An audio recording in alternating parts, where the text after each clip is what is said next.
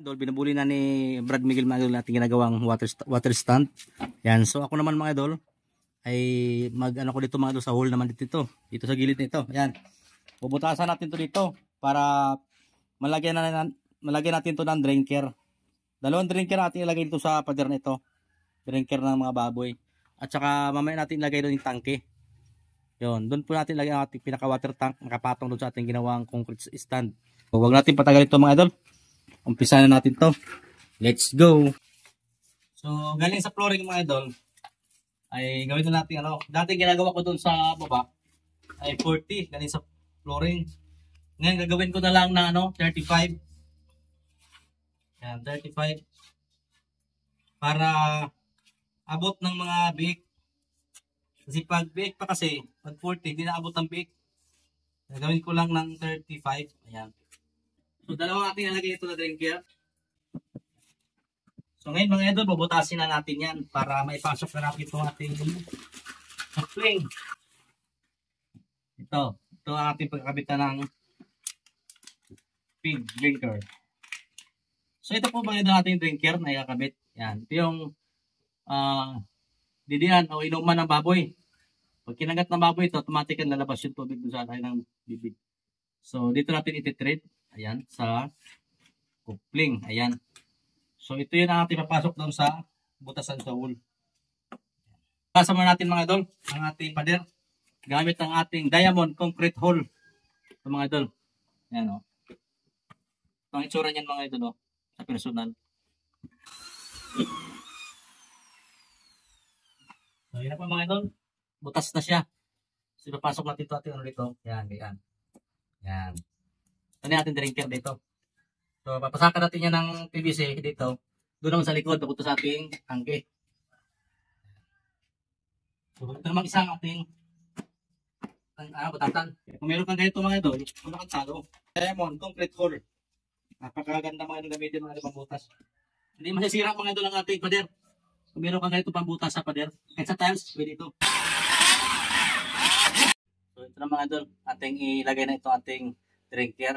Aking set up na itong drinker dito para tama yung higpit niya mga idol pag ilagay ko na doon. So ayan, para ang setup niya nakaganyan agad. Yan, nakaganyan agad siya. Sa ating suplutan ito ng PVC, palabas naman. So ito mga idol, lalagyan natin ng sulbit agad para patibay. Hindi siya maglindik. Yan. So salpak natin mga idol. Itong ating drinker. Ayan. So, doon sa likod maglalagay ng ano, P sa likod. Sa lagyan natin ito ng PVC. At ito mga idol, bubutasan natin mga idol ng ating drum para mailagay natin dito sa gilid itong ating female adapter dito. Ayan. So, butasan na natin ito. Gamit yung ating pambutas na ito. Oh.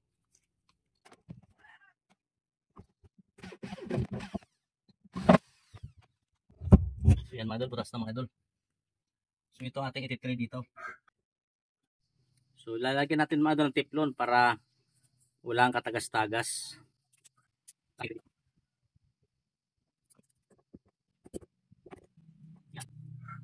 Ito naman mga idol sa loob, itong babae.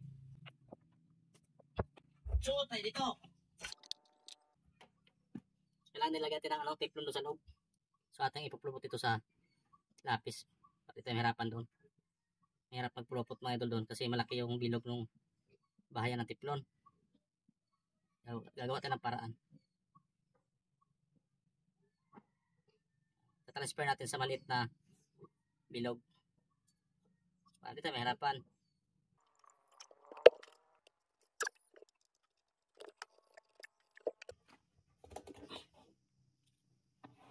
Sige na mga idol. Oh. Yan. Yan. Yun, kabitan natin yung female connector. Siyempre mga idol, ipapatong natin mga idol.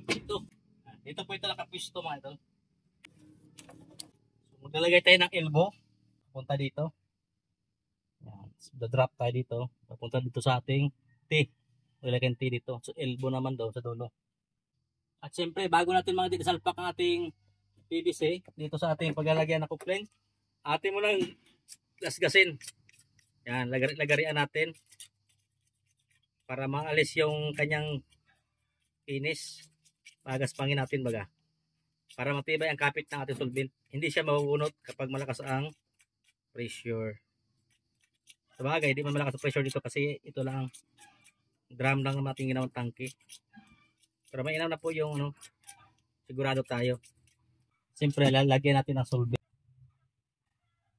Ayan, sasalpak natin mga idol.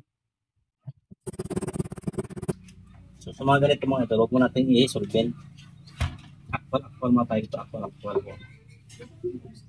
Para di tayo magkamali.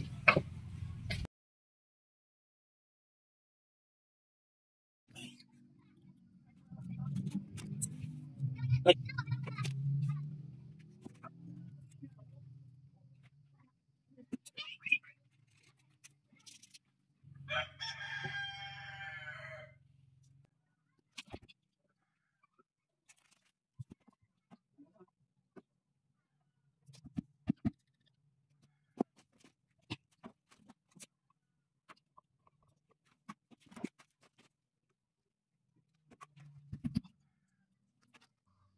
Sa lubrad.